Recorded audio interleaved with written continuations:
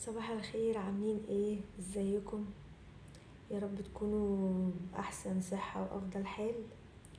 والله وحشتني جدا الدردشة معاكم، وحبيت أشارك معاكم كده خاطرة بخصوص صلاة الاستخارة.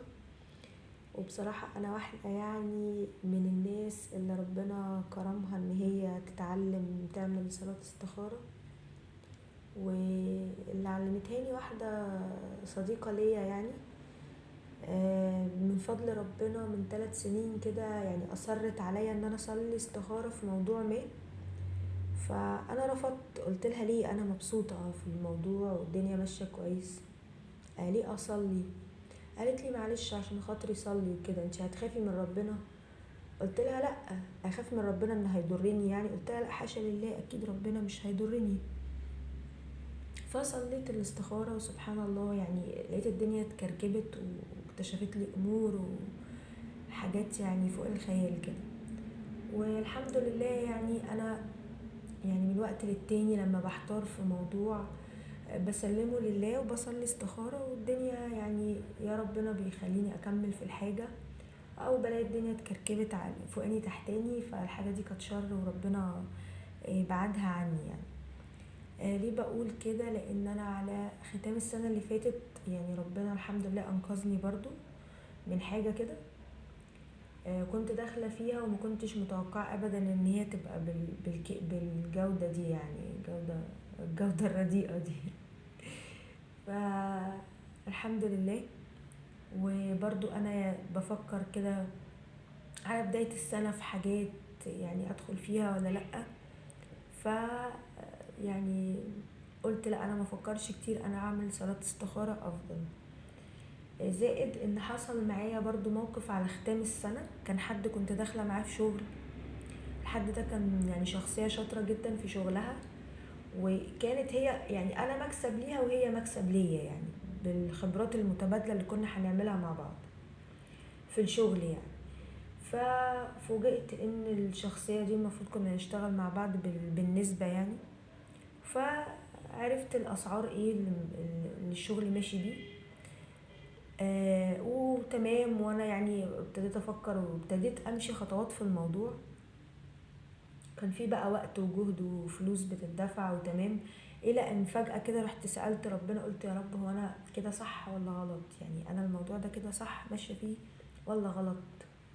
واستخدمت سؤال، حتى ما عملتش استخارة برضو، لما نسأل ربنا بسؤال، وده هبقى اشرحه في فيديوهات تانية بتقنية الاكسس بارز او الاكسس كونشسنس، الدخول الى مسارات الوعي. جزء كبير جدا من العلم ده مبني على الأسئلة، يعني سؤال ربنا اللي احنا كلنا عادي بنعمله بطريقة عادية يعني. فيشاء ربنا ان انا اتواجد في مكان افتتاح فرع جديد. الشخصية دي المفروض بتشتغل في الفرع ده، وفجأة بدون اي مقدمات اعرف السعر الحقيقي اللي الشغل ده ماشي بيه، مش اللي انا المفروض كنت اسوق بيه، مضروب في 3. طبعا دي مصيبة سودة.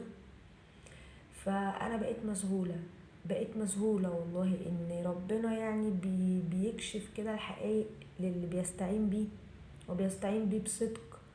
وشرط الموضوع ده يا جماعة انا متكلمة عنه قبل كده، في فكرة ان انت لما تبقى مخلص قوي وصادق النية قوي مع الحد اللي قدامك، ربنا بجد بيكشفه بطريقة يعني بسيطة قوي وسهل قوي، واحنا ما بنبقاش متوقعها.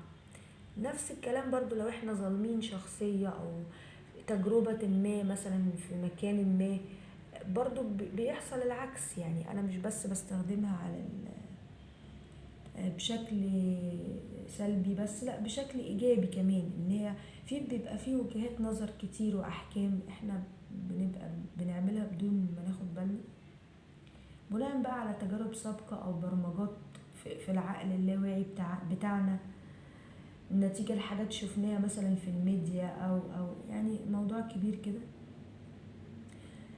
الخلاصة عشان ما اطولش عليكم، طريقة صلاة الاستخارة ان انا عادي يا بصلي ركعتين من غير الفريضة، وبقول الدعاء بتاع صلاة الاستخارة، وهو اللهم اني استخيرك بعلمك واستقدرك بقدرتك فانك تقدر ولا اقدر وانت علام الغيوب. اللهم ان كنت تعلم وهكذا، ونقول الأمر بتاعنا: خير لي في ديني ومعيشي وعاقبة أمري، فاقدره لي ويسره لي ثم بارك لي فيه. وإن كنت تعلم أن هذا الأمر شر لي في ديني ومعيشي وعاقبة أمري، فاصرفه عني واصرفني عنه، وقدر لي الخير حيث كان، ثم ارضني به. وبعد ما بنقول الدعاء بنصلي عادي، يعني بنصلي لو الدنيا موضوع يعني قرار مصيري بصلي كل يوم. وممكن في ناس بتصلي 3 مرات، وفي ناس بتصلي مع كل فريضة. يا الدنيا بتمشي كويس يا الدنيا بتتكركب فوقاني تحتاني، تمام. وده بيبقى خير والله، الناس ما تزعلش، سواء في اي حاجة في اي حاجة. يعني حتى انا ممكن مثلا اقول استخارة على حد، مثلا حد يعني قريب مني، طب يعني نفضل قريبين كده من بعض، صحاب كده عادي، ناس اصحابي عادي، ولا نبعد؟ الخير فين يا رب؟ ده برضو جزء من صلاة الاستخارة. طيب انا في حد ممكن يقول لي انا عندي بصيرة، او بحلم احلام بتتحقق، او عندي شفافية. هقول له لو جالك انذار في الحلم صدقه، لان ده بيبقى انذار لو انت او انتي في حل مع الله، او في شفافية، او في تجارب سابقة ان انت شفت احلام او شفتوا احلام واتحققت وكانت انذار. ودي حصلت معايا برضو، ان انا يعني جالي قبل كده انذارين في حلمين، وضربت بيهم عرض الحائط وقلت دي مجرد احلام يعني. بس كانت من ضمن برضو ثمار صلاة الاستخارة ان بيجي معاها اشارات، سواء بقى في الاحلام يا اما في الواقع، ان الدنيا بحسب بقى مجريات الامور. وبس، وربنا يبعد عننا اي شر واي حاجة وحشة. ومساءكم زي الفل.